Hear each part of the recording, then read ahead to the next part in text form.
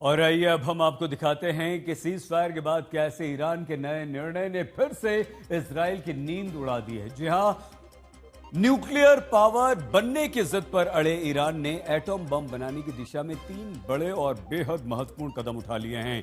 और ये वो 3 ऐसे कदम हैं जो दर्शाते हैं कि ईरान को एटम बम बनाने से अब अमेरिका भी नहीं रोक पाएगा। हम वो 3 महत्वपूर्ण कदम क्या हैं ये आपको दिखाते हैं।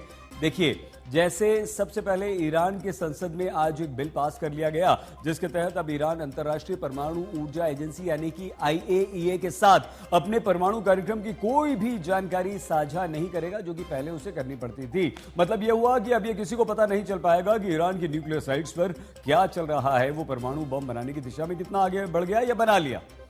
दूसरा, ईरान ने जिस तरह से अमेरिका के बंकर बस्टर बमों के हमलों से पहले 400 किलो यूरेनियम को गायब कर दिया, वो ईरान की एक बहुत बड़ी जीत है, क्योंकि ईरान यूरेनियम 60% स्तर तक संवर्धित था, जबकि एटम बम बनाने के लिए 90% संवर्धित यूरेनियम की आवश्यकता होती है। मतलब यह हुआ कि ईरान को फिर से एटमी प्रोजेक्ट शुरू करना बेहद आसान है।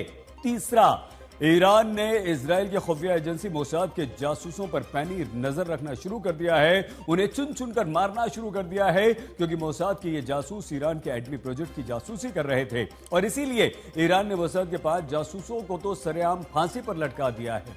अब अगर यह कहा जाए तो बिल्कुल गलत नहीं होगा कि इस युद्ध में जीत ईरान की हुई है। क्यों ईरान की हुई है? क्योंकि यह युद्ध ईरान के न्यूक्लियर पावर बनने के सपनों को ध्वस्त करने के लिए इजराइल और अमेरिका ने शुरू किया था। ट्रंप और नेतन्याहू ने, जो दोनों यहां सामने खड़े हैं, लेकिन खामनेई झुके नहीं।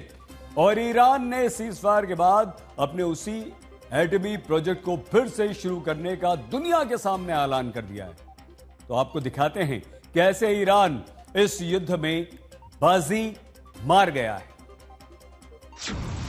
जंग में जीत गया ईरान, फिर शुरू किया एटमी प्लान।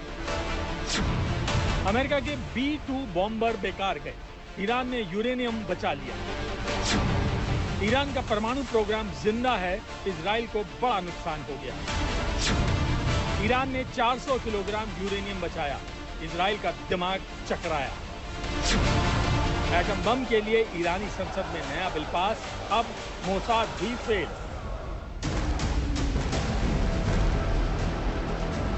ईरान और इजराइल के बीच छिड़ी पूरी जंग न्यूक्लियर पावर बनने और न्यूक्लियर पावर बनने से रोकने के लिए। बेंजामिन नेतन्याहू ने कहा था कि यह जंग तब तक चलेगी जब तक ईरान के परमाणु ठिकाने पूरी तरह से नेस्त नाबूद नहीं हो जाते। इजराइल ने ईरान पर 200 फाइटर्स भेजकर इस जंग को छेड़ा और ईरान की बैलिस्टिक मिसाइलों को झेला। 12 दिन की जंग के बाद भी ईरान वहीं के वहीं खड़ा है, क्योंकि ईरान फिर से दावा कर रहा है वो अपना एटमी प्रोग्राम दोबारा शुरू करने जा रहा है। अब इसमें नुकसान किसका हुआ? इजराइल के शहर तबाह हो गए। दुनिया का सबसे सुरक्षित शहर माने जाने वाले तेल अवीव में बिल्डिंग्स के परखच्चे उड़ गए। इजराइल की सबसे बड़ी आबादी वाले शहर हाइफा को ईरान ने मिसाइल अटैक से उजाड़ दिया। ईरान की बैलिस्टिक मिसाइलों के सामने इजराइल का एयर डिफेंस सिस्टम आयरन डोम फेल हो गया।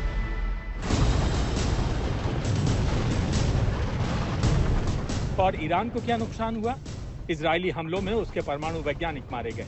अमेरिका ने बंकर बस्टर बम मारे और ईरान की 3 न्यूक्लियर साइट्स नातान्ज, फोर्डो और इस्फहान को तबाह करने का दावा किया। लेकिन खुद अमेरिकी रिपोर्ट्स ने यह खुलासा करके चौंका दिया कि ईरान अपनी न्यूक्लियर साइट से 400 किलोग्राम के करीब यूरेनियम बचाकर ले जाने में कामयाब हो गया। तो फिर जीत किसकी हुई? रिपोर्ट के हिसाब से तो ईरान ही जीता, क्योंकि ईरान का यही बचा हुआ यूरेनियम उसे न्यूक्लियर पावर बनाने के लिए काफी है और इसीलिए ईरान ने नए प्लान पर काम शुरू किया है। सबसे पहले ईरान ने आज अपनी संसद में एक विधेयक पारित कर दिया है। ईरान अब अंतर्राष्ट्रीय परमाणु एजेंसी IAEA के साथ कोई जानकारी साझा नहीं करेगा। इस विधेयक का मकसद साफ है कि जब तक ईरान के परमाणु स्थलों की सुरक्षा की गारंटी नहीं दी जाती, तब तक एजेंसी के निरीक्षण अधिकार सस्पेंड रहेंगे। इसका असर ये होगा कि अब IAEA के निरीक्षकों को ईरान में नियमित रूप से आने जाने और न्यूक्लियर साइट्स की जांच करने की अनुमति नहीं होगी। इस बिल के पास होने के बाद ईरान की संसद के अध्यक्ष मोहम्मद बाकर कालिबफ ने दुनिया के सामने आकर एलानिया कहा कि ईरान अपने नागरिक परमाणु कार्यक्रम में तेजी लाएगा। आपको बता दें कि IAEA का कहना है कि उन्होंने ईरान की न्यूक्लियर साइट्स की जांच अमेरिकी हमलों से पहले की थी। IAEA प्रमुख राफेल ग्रोसी ने ईरान की सुरक्षा परिषद से अनुरोध किया कि उन्हें फिर से फोर्डो साइट पर जांच की इजाजत दी जाए, लेकिन उससे पहले ही ईरान ने अंतर्राष्ट्रीय परमाणु ऊर्जा एजेंसी यानी IAEA से संबंध तोड़ लिए। अब ईरान के इस कदम में भी इजराइल की हार है। वह इसलिए क्योंकि अमेरिकी रिपोर्ट्स में दावा किया जा रहा है कि ईरान 60% तक संवर्धित 400 किलोग्राम यूरेनियम बचाने में कामयाब रहा। खुद अमेरिका के उपराष्ट्रपति ने इसको स्वीकार किया है। अमेरिकी उपराष्ट्रपति JD वैंस ने एक न्यूज चैनल से बात करते हुए इसकी पुष्टि की है। उन्होंने माना है कि पिछले हफ्ते ईरान की 3 परमाणु सुविधाओं पर अमेरिका के हवाई हमलों के बाद यूरेनियम का 400 किलोग्राम भंडार गायब हो गया। उन्होंने माना कि 400 किलो संवर्धित यूरेनियम से कम 10 परमाणु बम का निर्माण हो सकता है। रिपोर्ट्स के मुताबिक ये 400 किलो यूरेनियम करीब 60% तक संवर्धित है और परमाणु बम बनाने के लिए 90% संवर्धित होना जरूरी है। दावा यह भी है कि ईरान 3-4 हफ्तों में 60% से 90% यूरेनियम संवर्धित कर लेता, इसलिए इजराइल ने ईरान पर हमला किया था। रिपोर्ट्स के मुताबिक 60% तक संवर्धित यूरेनियम को ईरान के प्रमुख स्थलों पर संग्रहित किया गया था और अब माना जा रहा है कि अमेरिका के हमले से पहले इसे हटा दिया गया था।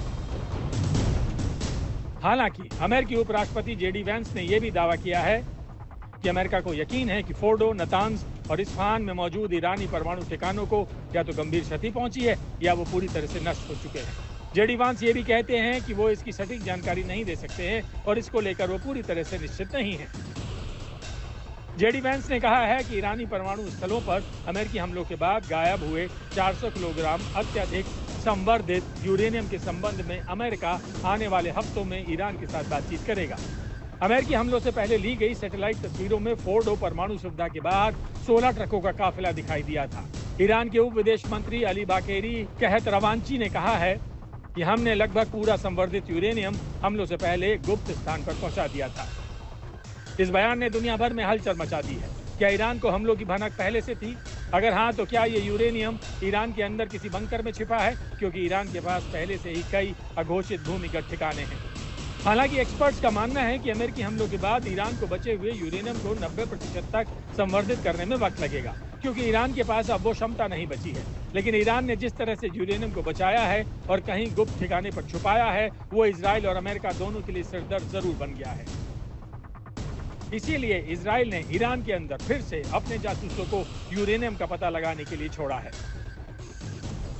मोसाद ईरान में अपने नेटवर्क को बनाए रखने और विस्तार देने की कोशिश कर रहा है, खासकर ऐसे वक्त में जब तेहरान में मोसाद एजेंटों की गिरफ्तारियां हुई हैं। मोसाद की चिंता अपने संपर्कों को सुरक्षित रखने की भी है और इस मकसद से वो ईरान में एक्शन कर रही एजेंसियों की जानकारी जुटा रहा है।